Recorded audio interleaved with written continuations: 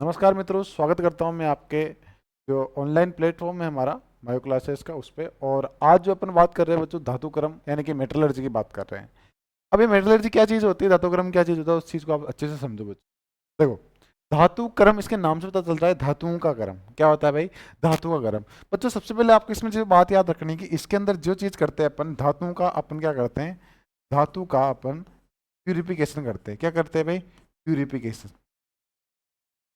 क्या करते हैं भाई, प्यूरिफिकेशन करते हैं। अर्थ क्या है प्यूरिफिकेशन का, मान लो कि अपने कोई मर्दा है, उस मर्दा से अपन ने किसी भी धातु को निकाला। अब धातु ऐसा तो नहीं डायरेक्ट डायरेक्ट अपने सोना निकल गया, चांदी निकल गई या आयरन निकल गया। अपने क्या करना पड़ता है, उस चीज को किसी ना किसी पत्थर से अलग करना पड़ता है ना। अपन कोई भी चीज जब वो निकलती है तो पत्थर के रूप में निकलती है। किसमें निकलती है भाई, पत्थर के रूप में निकलती है। फिर वो पत्थर से अपने को कोई ना कोई बहुत सारी क्रियाएं अपनाकर उससे क्या निकलती है, फिर एक धातु निकलती है। क्या निकलती है भाई, धातु निकलती है। अब देखो धातु का प्यूरिफिकेशन, अब ये सुनो मेरी बात, ये तो मैंने आपको नॉर्मली बताया है कि आपकी जो धातु होती है इसका प्यूरिफिकेशन तो अपन करते हैं। लेकिन अब सबसे पहले आपको इसमें जो चीज समझनी है वो धातुओं का क्रम, कि सबसे ज्यादा धरती से कौन सी चीज निकलती है ना।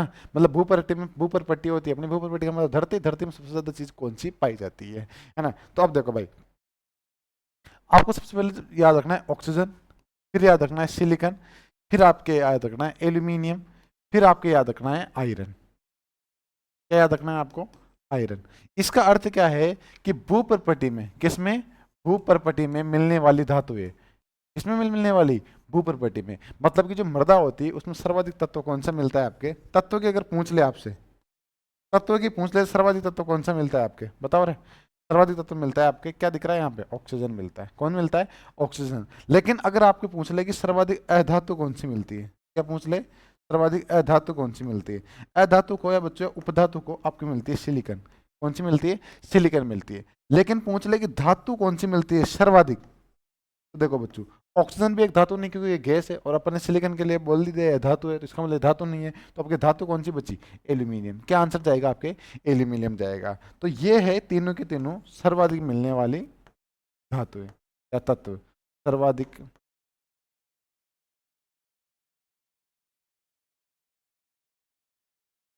मिलने वाले,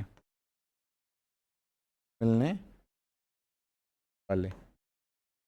बात है रही समझ में। इस चीज का आप विशेष करके ध्यान रखें, ये भूप्रपट्टी में जब खोदते हैं तब ये चीजें निकलती है। अब सुनो मेरी बात बच्चों, है ना। अब अपन चालू करते हैं अपना असली खेल क्या है। देखो एक बात सुनो मेरी बात, कि आपका करना है अपने को धातुओं का प्यूरिफिकेशन। इस लेसन के अंदर क्या करना है, धातु का प्यूरिफिकेशन करना है। क्या करना है, प्यूरिफिकेशन करना है ना। अब जब भी प्यूरिफिकेशन किया जाता है दो तीन अलग अलग स्टेप से गुजरना पड़ता है बच्चों। सबसे पहले जो अपने स्टेज आती है बच्चों वो है आपके चूर्णीकरण। कौन सी स्टेज आती है आपके, चूर्णीकरण आती है। कौन सी स्टेप आती है, चूर्णीकरण आती है। बात समझ जाओगे। उसके बाद में सर कौन सी आती है, उसके बाद में आती है बच्चों अपने अपचयन। कौन सी आती है, अपचयन। कौन सी आती है आपके, अपचयन। उसके बाद में, उसके बाद में बच्चों आते हैं अपने भर्जन और निस्तापन। भर्जन व निस्तापन। कौन सी आती है बच्चों, भर्जन और निस्तापन। उसके बाद में बच्चों अपने एक क्रिया और आती है जिसे कहते हैं शोधन। क्या कहते हैं बच्चों, शोधन। क्या कहते हैं अपने, शोधन कहते हैं।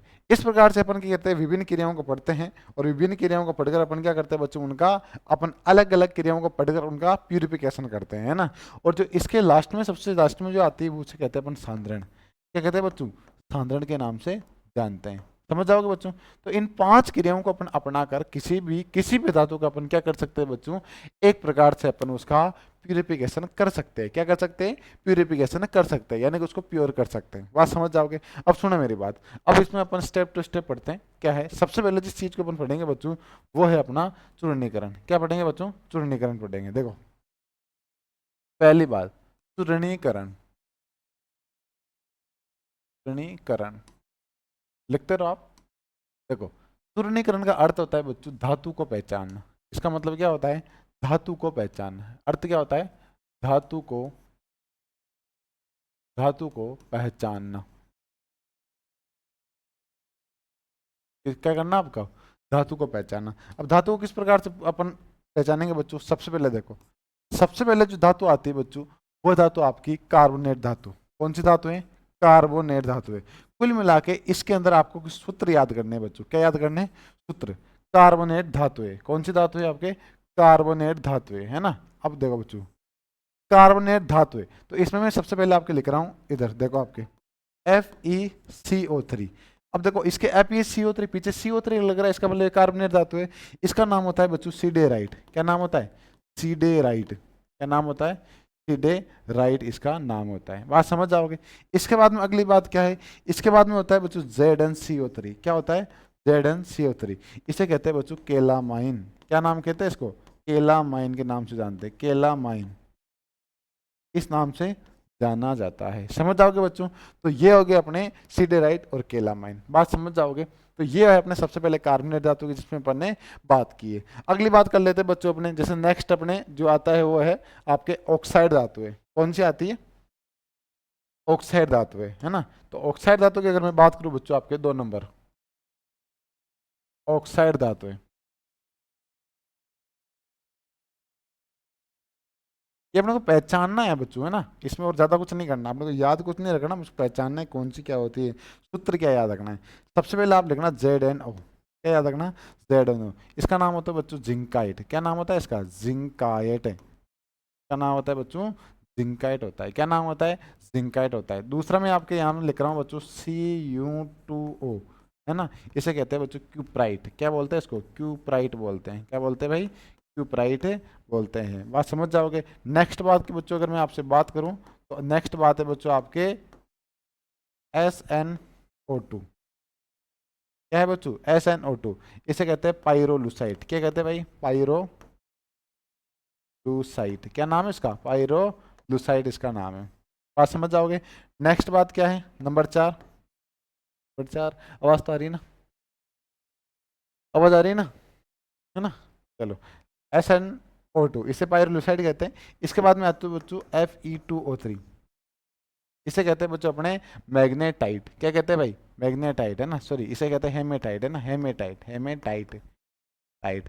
अब इसमें मैं कंफ्यूज क्यों हुआ बच्चों? क्योंकि ये सेम टू सेम मिलता जुलता एक नाम हो रहा है Fe3O4। इसे कहते हैं अपने मैग्नेटाइट। क्या कहते हैं इसको? मैग्नेटाइट कहते हैं। क्या कहते हैं इसको? मैग्नेटाइट कहते हैं। बात समझ जाओगे। इस प्रकार से आपको थोड़े बहुत ये आपके ऑक्साइड वाले अपने नाम हो गए, एक तरफ अपने कार्बोनेट वाले नाम हो गए, एक तरफ अपने ऑक्साइड वाले नाम हो गए। चलो अगली बात करते हैं बच्चों अपन, नेक्स्ट वाला क्या है अपने पास? सल्फाइड वाले नाम। कौन सा है? सल्फाइड वाले नाम। ज्यादा याद नहीं रखना सल्फाइड वाले में।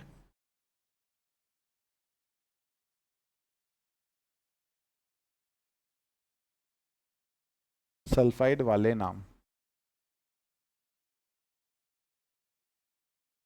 सल्फाइड वाले नाम। सबसे पहले जो बच्चों मैं आपको नाम बोल रहा हूँ यहाँ पे, वो सुनना आप। क्या नाम है उसका? PBS। क्या नाम है बच्चों? PBS। इसे बोलते हैं बच्चों गेलेना। क्या बोलते हैं इसका नाम? गेलेना। क्या नाम है इसका? गेलेना। एक आपके सामने में बोल रहा हूँ बच्चों HGS। HGS इसका नाम है बच्चों सिनेबार। क्या नाम है इसका? सिनेबार। बात समझ जाओगे। तीसरा मैं बोल रहा हूँ बच्चों आपके Cu2S। इसका नाम है बच्चों कॉफर ग्लास। क्या नाम है उसका? कॉफर ग्लास इसे बोलते हैं। क्या बोलते हैं इसको? कॉपर ग्लास के नाम से जानते हैं। समझ जाओगे। इसके बाद में 4 नंबर AgS। इसे कहते हैं बच्चों अर्जेंटाइन। क्या कहते हैं? अर्जेंटाइन इसका नाम है। क्या नाम है इसका? अर्जेंटाइन इसका नाम है। बात समझ जाओगे। अगली बात अगर अपन बात करें ZnS। इसका नाम बच्चों जिंक ब्लेड। क्या नाम है इसका? जिंक ब्लेड इसका नाम है। क्या नाम है इसका? जिंक ब्लेड इसका नाम है। PBS हो गया, गेलेना हो गया, HGS सिनेबार हो गया, Cu2S कॉपर ग्लास हो गया, AgS आपके अर्जेंटाइन हो गया, और ZnS आपके जिंक ब्लेड हो गया बच्चों। तो ये अपने हो गए सल्फाइड वालों के नाम। अगली बात करेंगे बच्चों अपन हेलाइड वालों के नाम। किसके नाम आगे अपने? हेलाइड वालों के नाम, है ना।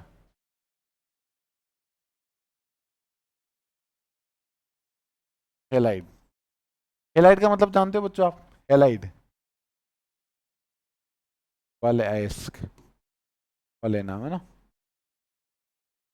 आप हेलाइड का नाम जानते हो बच्चों? नहीं। देखो, हेलाइड का मतलब होता है बच्चों वर्ग नंबर 17। हेलाइड का मतलब क्या होता है? वर्ग नंबर 17 होता है बच्चों। क्या होता है? वर्ग वर्ग नंबर 17। मतलब अगर वर्ग नंबर 17 का तत्व जैसे फिर कल 12 एंटी, उनमें से कोई भी एक तत्व अगर किसी भी तत्व के पीछे जुड़ रहा है, इसका अर्थ वो है कि हेलाइड तत्व है। बात समझ आओगे? तो इसमें सबसे पहले अगर अपन बात करें बच्चों आपके, तो सबसे पहले इसमें AgCl, उसके बाद में NaCl, है ना।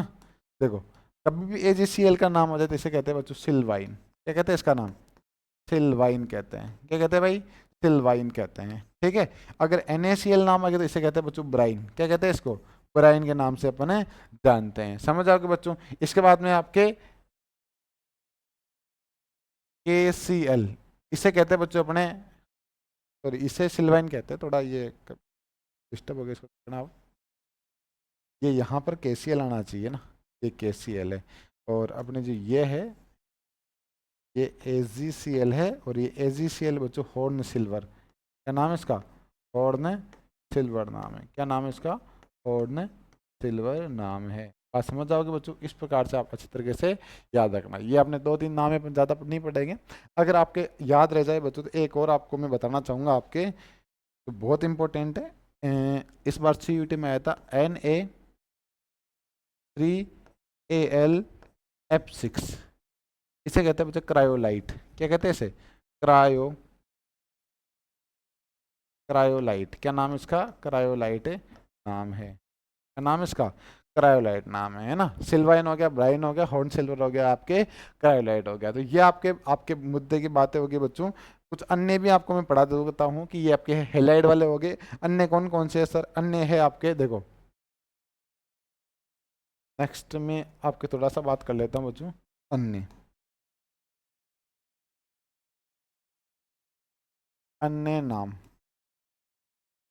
ये आपको याद करना है बच्चों। आप रटो तो सही, आप समझो तो सही, है ना। ये आपके ऊपर आप क्या करते हो। देखो सबसे पहले देखो इसमें दे रखा है आपके NaNO3, दूसरा आपके एक दे रखा है KNO3, जिसमें आपके NaNO3 का नाम दिया गया है बच्चों इसमें चिल्ली साल्ट पीटर। क्या नाम दिया गया है? Chilli chilli salt Peter. Salt Peter क्या नाम दिया गया है? चिल्ली साल्ट पीटर दिया गया है। और KNO3 को दिया गया है बच्चों साल्ट पीटर नाम दिया गया है। क्या दिया गया है? साल्ट पीटर नाम दिया गया है। क्या नाम दिया गया है? आपके साल्ट पीटर नाम में दिया गया है बच्चों। इसके अलावा आपको एक और याद रखना है बच्चों, MgSO4। क्या याद रखना है? MgSO4.7H2O, 7H2O, इसे बोला गया है बच्चों एप्सम। क्या बोला गया है इसको? एप्सम इसका नाम दिया गया है। समझ जाओगे बच्चों? इसके अलावा बच्चों होता है एक, देखो Na2SO4.10H2O, इसका नाम होता है ग्लोबर लवण। क्या नाम होता है इसको? ग्लोबर ग्लोबर लवण बोलते हैं इसको। क्या बोलते हैं भाई? ग्लोबर लवण बोलते हैं, है ना। ये बात याद रखना।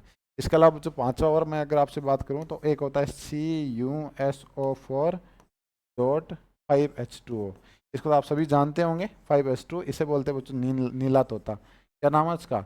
नीला तोता। नीला थोड़ा इसे बोला जाता है। समझ जाओगे बच्चों?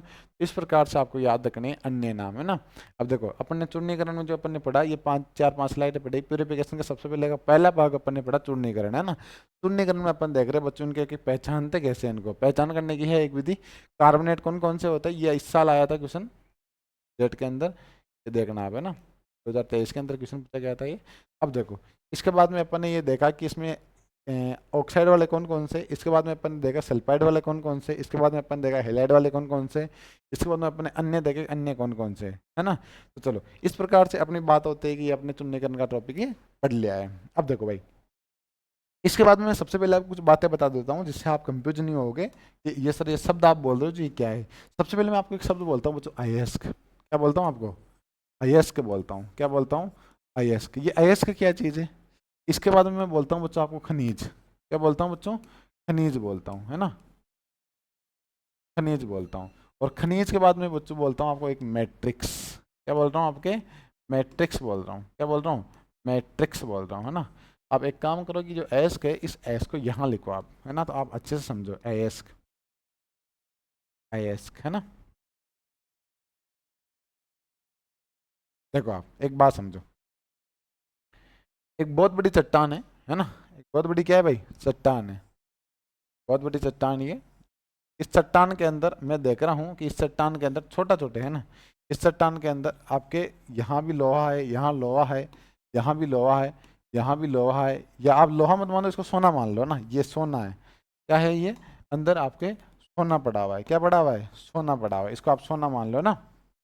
इस प्रकार से आप सोना है ये, इसके अंदर क्या पड़ा हुआ है आपके, बहुत सारा सोना पड़ा है इस चट्टान के अंदर, इस प्रकार से सोना पड़ा हुआ है। और अपने को थोड़ी सी लहर बना देता हूँ जिससे लगेगा कि हाँ ये सोने वाली चट्टान है।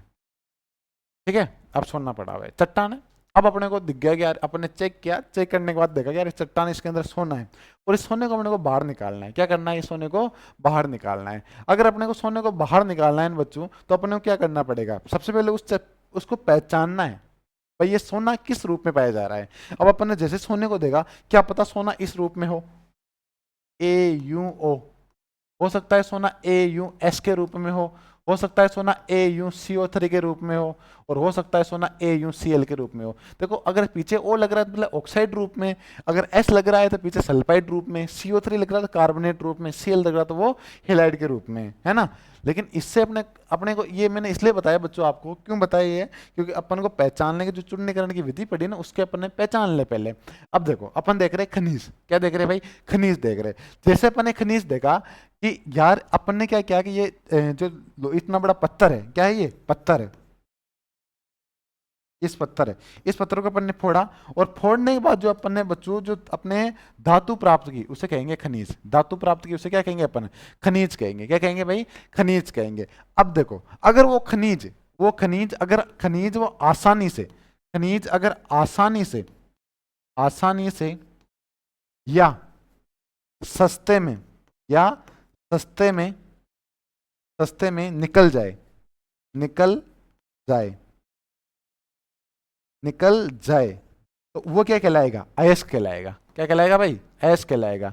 इसका अर्थ समझ रहे हो कि मान लो कि किसी को कोई पत्थर है, उस पत्थर से अपन ने किसी धातु को अलग किया, धातु अलग करने के बाद जो वो धातु निकली उसे अपन क्या कहेंगे, खनिज कहेंगे। लेकिन मान लो अगर वो खनिज सस्ते में निकला और आसानी से निकल गया तो उसे क्या कहेंगे अपन है, अयस्क कहेंगे। क्या कहेंगे भाई, अयस्क। ध्यान रखना बच्चों, अयस्क को अंग्रेजी में ओर्स कहते हैं। क्या कहते हैं, ओर्स, है ना, ये बात ध्यान रखना। अब अपने क्या निकला, अयस्क निकल गया आसानी से।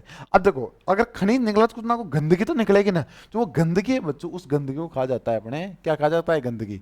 उस गंदगी को कहा जाता है अपने मैट्रिक्स। अगर बच्चों मैट्रिक्स अगर वहां नाम नहीं दे रखा तो आपको एक शब्द और देगा, वो गैंग। क्या देगा आपको, गैंग देगा। क्या देगा, गैंग भी बोल सकता है, मैट्रिक्स या गैंग या अशुद्धि। क्या बोलेगा, अशुद्धि बोलेगा। क्या बोलेगा भाई, आपको अशुद्धि बोलेगा।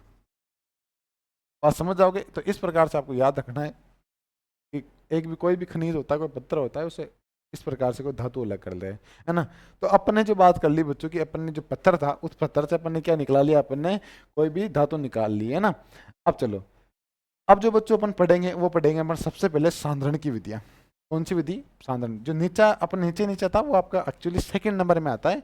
उस सेकंड नंबर को अपन देखेंगे कि उसके अंदर क्या है ना। सबसे पहले अपन जो चीज पढ़ेंगे वो पढ़ेंगे बच्चों सांद्रण की विधि, है ना।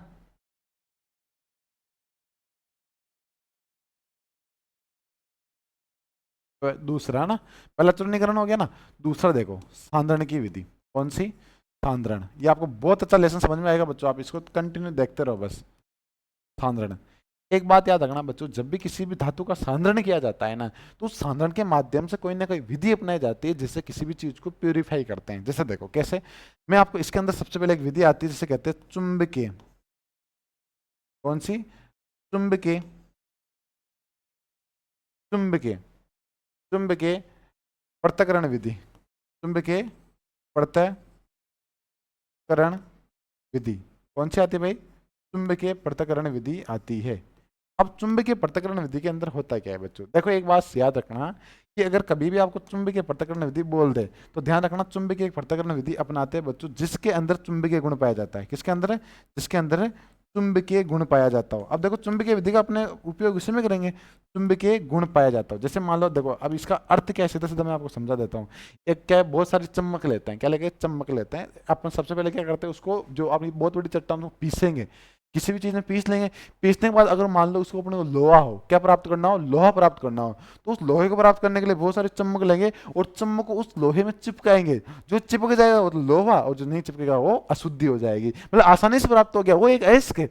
भाई जो अयस्क होता है वो आसानी से प्राप्त हो जाता है। और अब देखो अपन ने क्या किया कि उस सांद्रण की विधि में सबसे पहले एक चुंबकीय पृथक्करण विधि प्रयोग की। इस चुंबकीय पृथक्करण विधि के अंदर क्या करेंगे कि जैसे अपन उस जो है अपनी मिट्टी या बुरादा है उसके अंदर अपन क्या करेंगे, चुंबक को रोकेंगे और चुंबक से क्या चिपक आ जाएगा, जो भी लोहा हो चिपक के आ जाएगा। बात समझ रहे हो? तो ये चुंबकीय पृथक्करण विधि किसके अंदर काम लेते हैं, जिसके अंदर चुंबकीय गुण पाया जाता है। और चुंबकीय गुण आपको पता है जिसके अंदर क्या रहता हो, आयरन। क्या पाया जाता हो, आयरन, है ना, यहाँ लोहा, आयरन, आयरन या लोहा पाया जाता हो। सर ये आयरन या लोहा किसके अंदर पाया जाना चाहिए, अशुद्धि के अंदर पाया जाना चाहिए या अपने अयस्क के अंदर पाया जाना चाहिए? बच्चों ध्यान रखना, या तो अयस्क हो, या तो अयस्क, अयस्क या गेंग। गेंग का मतलब बोले तो भाई अशुद्धि, है ना, अपन ने वहां पढ़ा था। अयस्क या गेंग दोनों में से, दोनों में से, दोनों में से किसी एक में, किसी एक में, किसी एक में चुंबकीय गुण होना चाहिए, चुंबकीय गुण होना चाहिए। बात आ रही नहीं आ रही समझ में आपको, आ रही है ना? भाई देखो अगर मान लो कि आपके अयस्क अगर चुंबकीय गुण वाला हुआ तो आपकी गेंग अलग निकल जाएगी, अगर गेंग चुंबकीय गुण वाले हुई तो आपके अयस्क अलग निकल जाएगा। बात समझ रहे हो ना?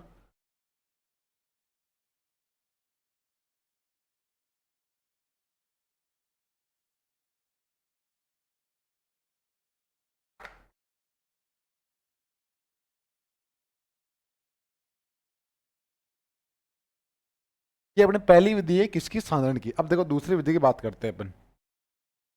अपने बच्चों जो दूसरी विधि आती है उसे कहते हैं जाग पलवन विधि। क्या नाम आता है उसका, जाग पलवन विधि नंबर 2, है ना, जाग पलवन विधि। कौन सी विधि, जाग पलवन विधि, जाग पलवन विधि। अब देखो बच्चों, जाग पलवन विधि को अपन अंग्रेजी में एक नाम और बोलते हैं फ्लेम फ्लोट्रेशन, फ्लेम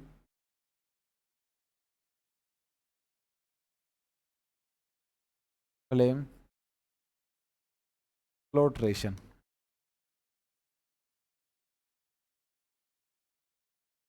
इस नाम से भी ये अपने वहां आ सकता है, या फेन फ्लोट्रेशन या फ्लेम फ्लोट्रेशन, दोनों में से एक भी बोल सकते हो, फेन भी बोल सकते हो, फेन फ्लोट्रेशन भी होता है ना। अब देखो अगर ये विधि किसके अंदर काम लेते हैं, आपको याद क्या रखना है कि जो सर जाग पलवन विधि और आपके फ्लेम फ्लोट्रेशन है, ये सल्फाइड अयस्क में काम लेते हैं।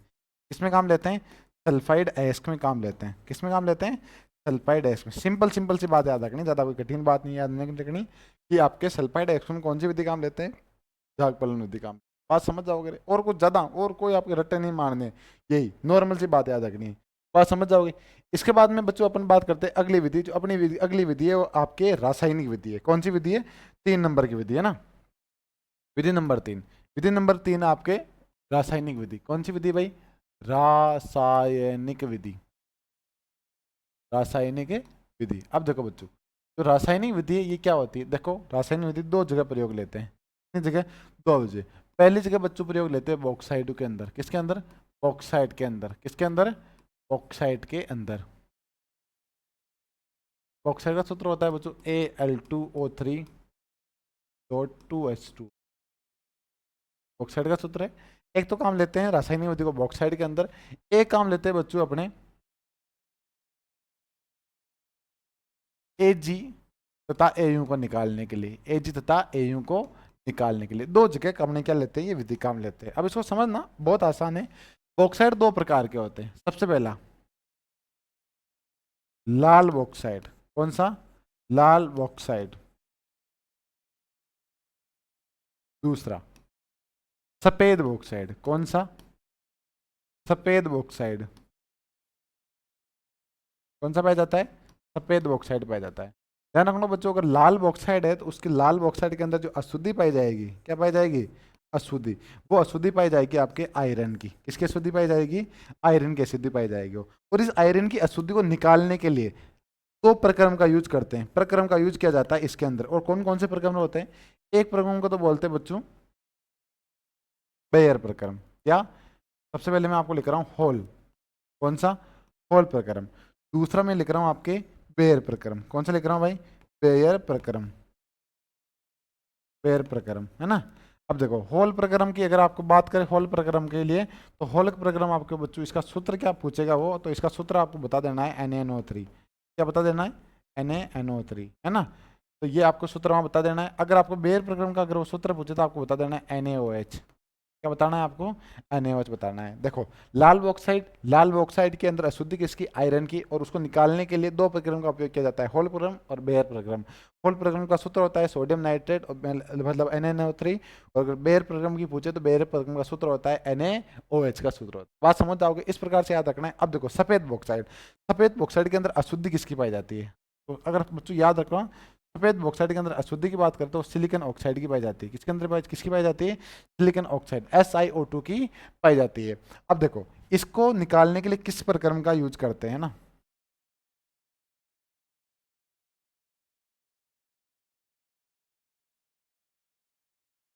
इसको निकालने के लिए जिस प्रक्रम का यूज किया जाता है बच्चों, उस प्रक्रम का नाम है आपके सरपेक प्रक्रम। कौन सा प्रक्रम?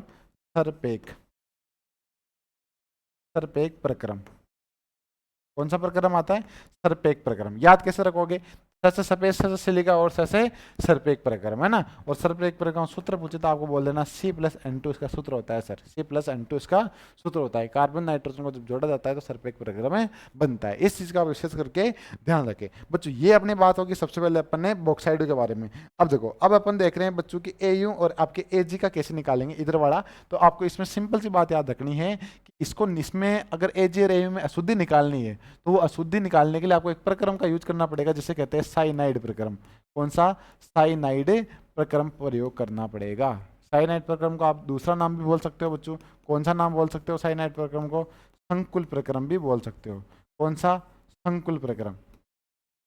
क्या बोल सकते हो? संकुल प्रक्रम भी बोल सकते हो। हालांकि इसका सूत्र होता है बच्चों NaCN या KCN, इस नाम से, है ना। दोनों में से एक याद रखना आप, NaNCN और KCN। देखो ये AG और AU को आपको निकालने के लिए दो विधियां काम लेते हैं, है ना। ये आपके रासायनिक विधि है। रासायनिक विधि के अंदर बॉक्साइड और तथा AgMu को निकालते हैं, जिसमें आपके अगर अपन ने रासायनिक की बात की तो रासायनिक में सबसे पहले बॉक्साइड का उपयोग करते हैं। और बॉक्साइड की अगर बच्चों बात करूं मैं, तो बॉक्साइड की अगर मैं बात करूं तो ये लाल बॉक्साइड और सफेद होता है। लाल के अंदर अपने अशुद्धि किसकी? आयरन की। दो प्रक्रम यूज करते हैं, हॉल और बेयर। अगर बात करूं मैं सफेद की, तो सफेद के अंदर अशुद्ध SiO2 की। और अगर मैं बात करूं कि इस सफेद को निकालने के लिए अपने पास जिस प्रक्रम का उपयोग किया जाता है उसे सरपेक प्रक्रम कहते हैं। C+N2 इसका सूत्र होता है। अगर बात करूं AG तथा AU की, तो AG तथा AU की अशुद्धि को निकालने के लिए साइनाइड प्रक्रम या संकुल प्रक्रम का उपयोग किया जाता है ना। और इसका सूत्र की बात करें तो NaCN और KCN होता है। बात समझ आओगे बच्चों? इस प्रकार से अपने ये खत्म होता है बच्चों अपने कौन सा शोधन, है ना, सॉरी सांद्रण अपने खत्म होता है। जो अपने सांद्रण की बात की थी बच्चों, ये अपने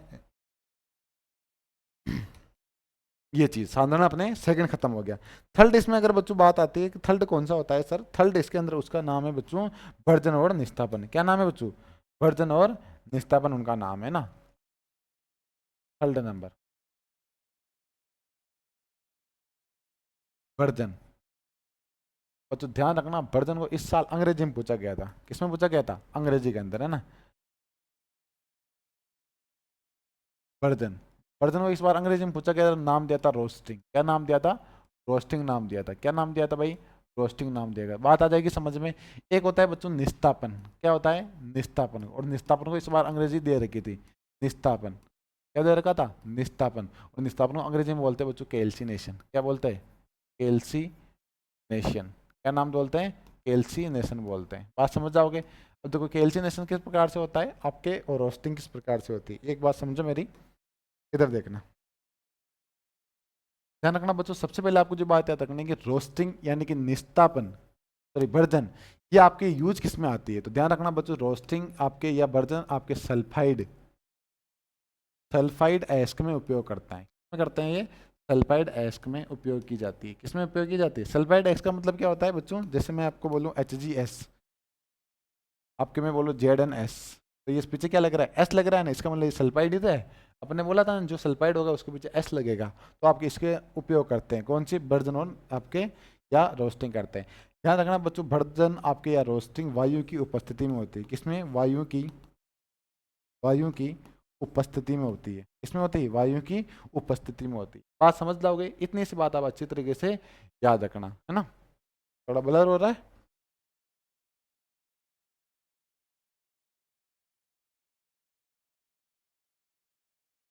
नहीं वो सही है, थोड़ा कैसे रहा है आपको, सही है सही है। वायु की उपस्थिति में होती है, ये बात आपको अच्छी तरीके से याद रखनी है। चलो नेक्स्ट बात करते हैं अपन, क्या हुआ? नहीं नहीं वहां तो दिखेगा नीचे।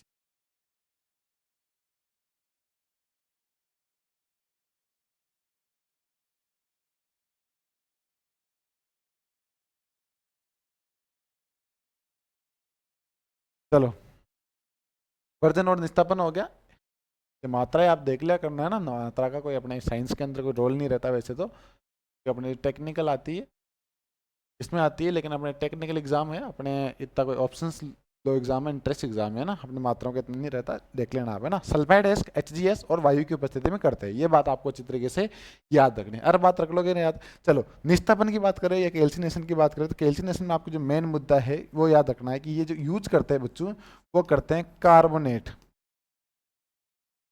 कार्बोनेट व कार्बोनेट व जल वाली धातु में,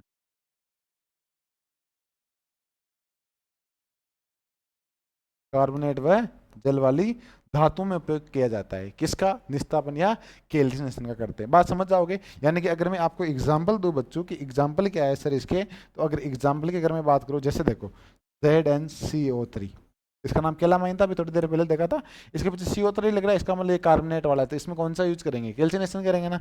अब देखो अगर अपने मान लो ऐसा आ गया Al2O3.2H2 या 5H2 ऐसा आ गया, तो सर इसके पीछे जल लगा हुआ है, और अपन आपने बात की थी जल जो भी लगता है उसके ऊपर कभी किसका उपयोग करते हैं? अपने कैल्सिनेशन का करते हैं। बात समझ रहे हो ना? तो इस प्रकार से याद रखना है। और अगली बात सर इसके अंदर क्या याद रखनी है, मेन मुद्दा क्या है? मेन मुद्दा ये है बच्चों की ये जो होती है, ये वायु की अनुपस्थिति में होती है।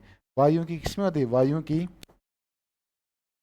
अनुपस्थिति में होती है। बात समझ जाओगे। इस प्रकार से आपको भर्जन यानी कि रोस्टिंग और कैल्सिनेशन यानी कि निस्तापन का आपको अच्छी तरीके से याद रखना है। बात समझ जाओगे बच्चों। तो ये अपने भर्जन और निस्तापन की अपने बात हो चुकी है, ठीक है। अब चलते हैं बच्चों अपने अगली और धातु के ऑक्साइड, अपन अपचेन की तरफ चलते हैं। किसकी तरफ चलेंगे?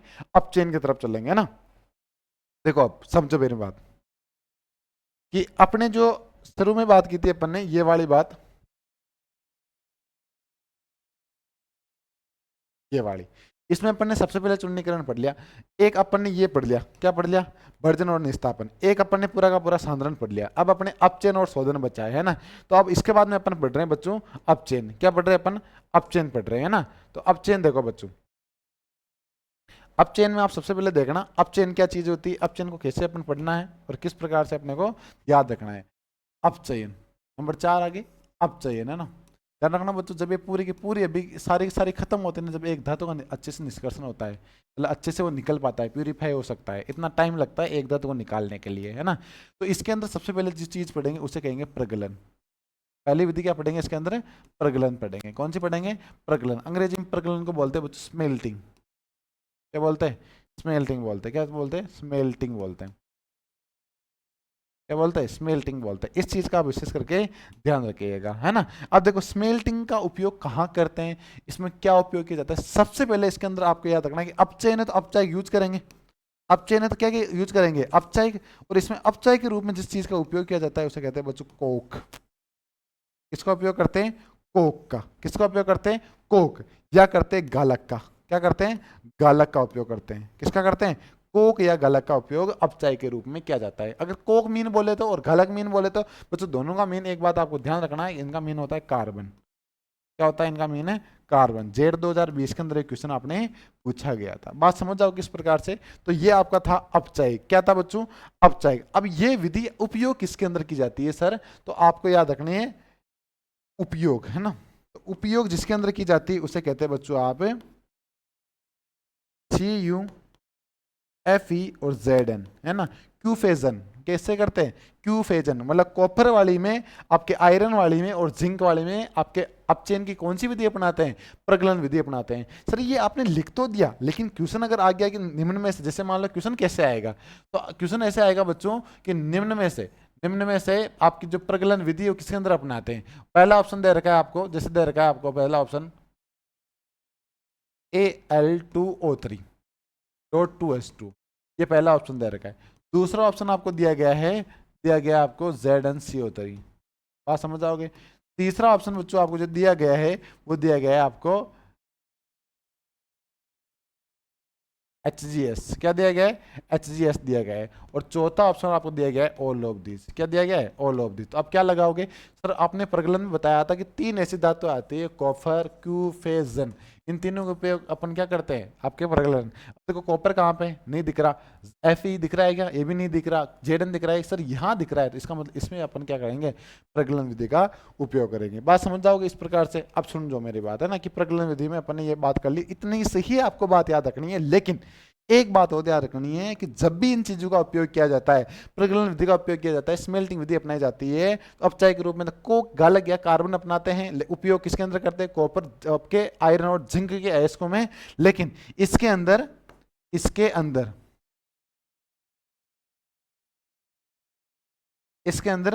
वाद्या भट्टी का, है ना, वाद्या भट्टी का उपयोग किया जाता है। किसका अंदर करते हैं भाई? वाद्या भट्टी का उपयोग किया जाता है। वाद्य भट्टी का उपयोग किया जाता है। वाद्य भट्टी का उपयोग किया जाता है। इस चीज का आप विशेष करके ध्यान रखेगा बच्चों। यही आपके 4-5 लाइनें हैं जो अगर आपने क्वेश्चन आया यहाँ से तो ये आपके क्वेश्चन है वहां से आ जाएगा। ठीक है, नेक्स्ट चलो भाई, इसकी दूसरी विधि कौन सी है? तो इसकी जो दूसरी विधि है उस विधि का नाम है बच्चों थर्मिट। कौन सी विधि है? थर्मिट विधि, है ना, थर्मिट। सर अगर ये भी अपचयन की विधि तो इसमें भी क्या होगा? एक अपचायक होगा। क्या होगा? ये यहाँ पर अपचायक होगा। सर वो अपचायक कौन सा, एक बार बता दीजिएगा आप। तो उस अपचायक का नाम है बच्चों उस अपचायक का नाम है अपने एल्यूमिनियम। कौन सी है? एल्यूमिनियम। थर्मिट विधि आपने सुना होगा 10th क्लास के अंदर, ये रेल की पटड़ी को जोड़ने में काम आती है ना। तो सर उपयोग किस किस के लिए करते हैं, एक बार वो चीज़ आप बता दो तो हमें अच्छे से अंदाजा रहेगा। तो जो उपयोग करते हैं ना, तो अपने उपयोग करते हैं, उपयोग जिसमें अंदर किया जाता है वो है आपके Mn और Cr वाली धातुओं में, यानी कि Mn और Cr के एस्को में इसका उपयोग किया जाता है। बात समझ आओगे बच्चों। आगे नेक्स्ट इसकी तीसरी विधि है, वो मैं आपको यहीं लिख देता हूं। तीसरी विधि कौन सी है? तीसरी विधि बच्चों इसकी अपचयन की, वो है वैद्युत अपघटन। कौन सी है? वैद्युत अपघटनीय विधि। वैद्युत अपघटनीय विधि कौन सी है? वैद्युत अपघटनीय। बात समझ जाओगे। अब सुनना मेरी बात, है ना, कि इस तीसरी विधि का नाम वैद्युत अपघटनीय विधि है। लेकिन सर ये वैद्युत अपघटनीय विधि अपनाते किसके अंदर? इसके अंदर ध्यान रखना बच्चों, अपचायक नहीं रहेगा। ये अपचयन की विधि लेकिन अपचायक इसके अंदर नहीं आएगा। इसमें आपको याद रखना है कि ये सोडियम, एल्यूमिनियम,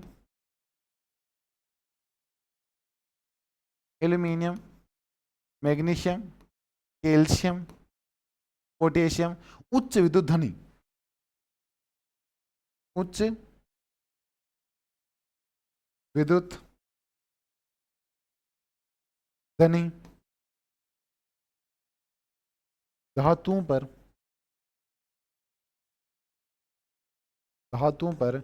उपयोगी है। धातुओं पर उपयोगी है। ये बात आप याद रख लोगे क्या? याद रख लोगे कि वैद्युत अपघटन वाली किसके अंदर करते हैं? सोडियम, मैग्नीशियम, आपके कैल्शियम, पोटेशियम और मैग्नी अपने एल्यूमिनियम के अंदर ये उपयोग किया जाता है। ये अच्छी तरीके से आप याद रखना। ठीक है बच्चों, ये अपने खत्म होता है। क्या वाला खत्म होता है? अपने अपने अपचयन खत्म होता है। अब जो अपने बात आ रही है बच्चों अगली लास्ट और अपने एंड बची है शोधन की विधियां। कौन सी विधिया भाई? शोधन की। अब देखो भाई, शोधन है ना, लास्ट बची अपने शोधन। तो शोधन की जो आपके नंबर 5 है, ये शोधन है ना, 5 शोधन।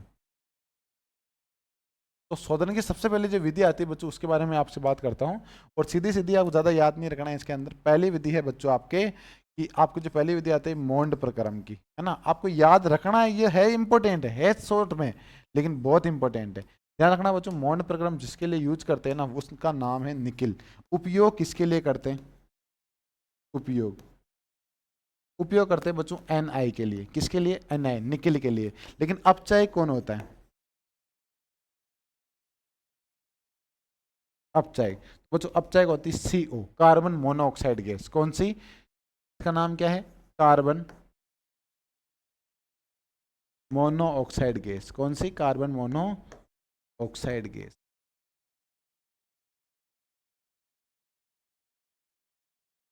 कार्बन मोनोऑक्साइड गैस है, इसमें उपयोग करते हैं। समझ जाओगे?